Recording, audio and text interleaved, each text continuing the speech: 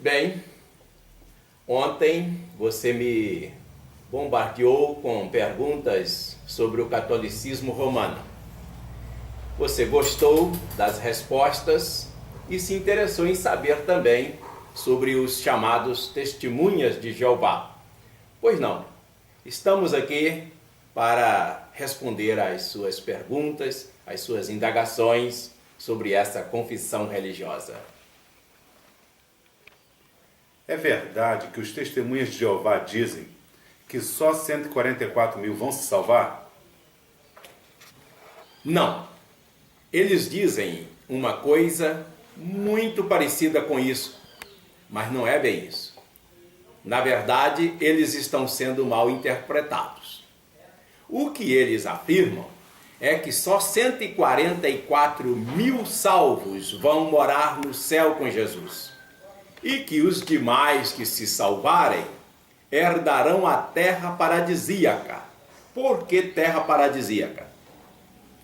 Eles afirmam que este mundo um dia voltará às condições originais, ao estado em que eram antes de Adão e Eva pecarem, e que aqueles que servem e servirem a Deus incondicionalmente um dia herdarão esse planeta Terra.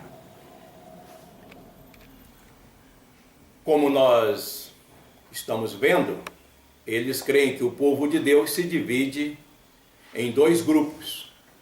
O grupo formado por uma grande multidão que herdará a terra e o grupo formado por 144 mil que vão morar no céu com o Senhor Jesus.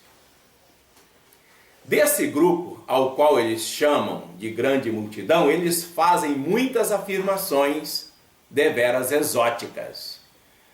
Por exemplo, eles afirmam que esse grupo não participa da ceia do Senhor, que eles preferem chamar de refeição noturna do Cordeiro.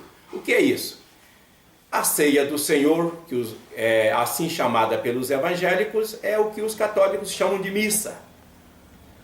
É o comer da hóstia e o beber do vinho, ou o comer do pão e o beber do vinho na visão evangélica.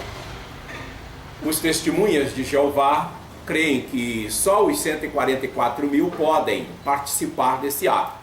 Por isso, uma vez por ano, por época da Páscoa, eles se reúnem e o pão e o vinho é passado de mão em mão. Dificilmente alguém ousa comê-los. Ousa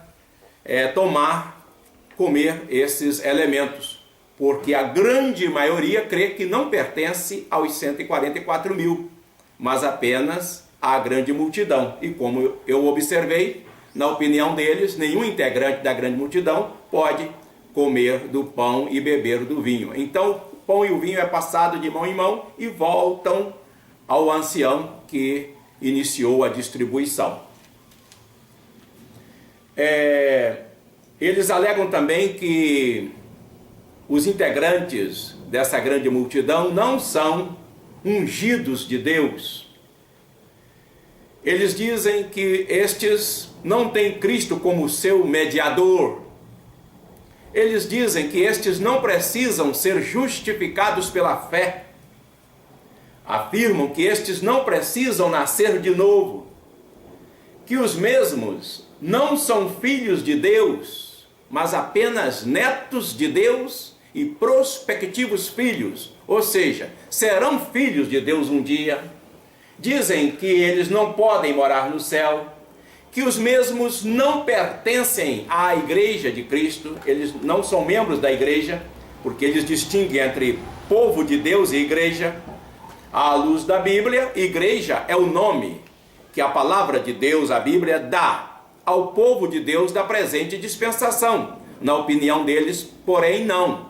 Eles creem que só os 144 mil são chamados de igreja, ou congregação, como eles preferem chamar, achando que o indivíduo pode ser um servo de Deus, pode pertencer ao povo de Deus, sem pertencer à igreja de Cristo, à igreja de Deus, porque a pessoa pertence a um outro grupo de pessoas também que fazem parte do povo de Deus, sem pertencer à igreja.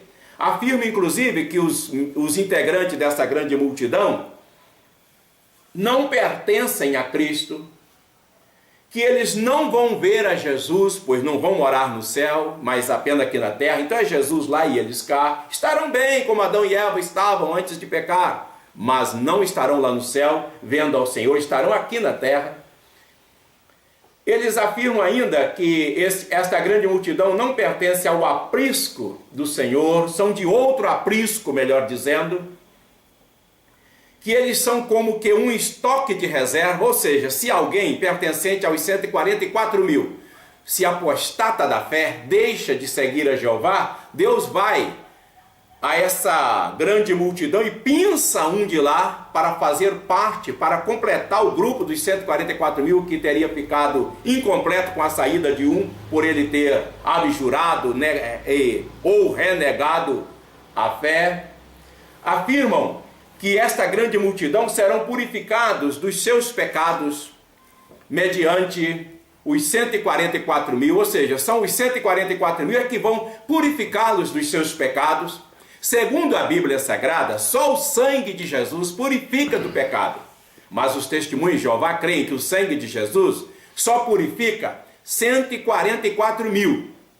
E estes 144 mil purificarão os demais que se converterão. Eles creem ainda que esta grande multidão de pessoas que servem a Deus está dividida em dois grupos, está subdividida em dois grupos. O grupo dos que vão poder casar e gerar filhos e o grupo dos que terão que ficar solteiros. Ou seja, o indivíduo vai se salvar, vai herdar a terra paradisíaca também, mas não poderá se casar, não poderá gerar filhos. Quais são estes que não poderão se casar e gerar filhos na terra paradisíaca, no reino de Deus? Ele vai se salvar e herdar o reino, mas vai ser tratado com essa distinção. São aqueles injustos que cometem injustiças por ignorância. A estes Deus não destruirá, mas irá lhes dispensar um tratamento diferenciado. Dizem também que quando morre uma pessoa pertencente a esse grupo da grande multidão, que a morte não lhes sela o destino eterno, que eles apenas têm garantida a ressurreição e que, portanto, Deus um dia irá fazer com que eles voltem à existência, pois serão ressuscitados e assim terão uma oportunidade de se salvar. Eles terão 1000 anos de instrução. Os que se rebelarem nesse período morrerão de novo.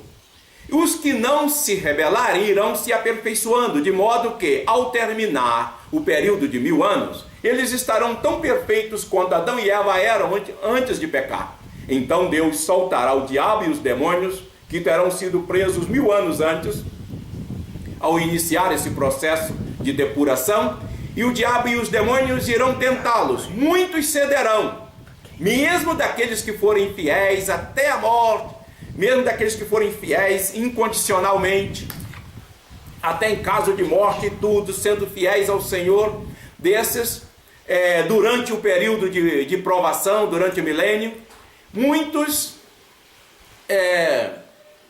vão se rebelar contra Deus, mas alguns serão fiéis, e estes que forem fiéis, estes herdarão a terra paradisíaca. Eu disse que forem fiéis até a morte, não quero dizer que o indivíduo vai morrer, eu quero dizer ser fiel em qualquer circunstância, estar disposto a ser fiel incondicionalmente nesse período durante o milênio, e depois do milênio, então estes vão herdar a terra paradisíaca, enquanto outros, mesmo tendo sido fiéis durante toda a vida aqui na terra, e morreram fiéis, mas depois da ressurreição, eles foram fiéis ou durante o milênio ou depois do milênio, então serão destruídos e não herdarão também a terra paradisíaca.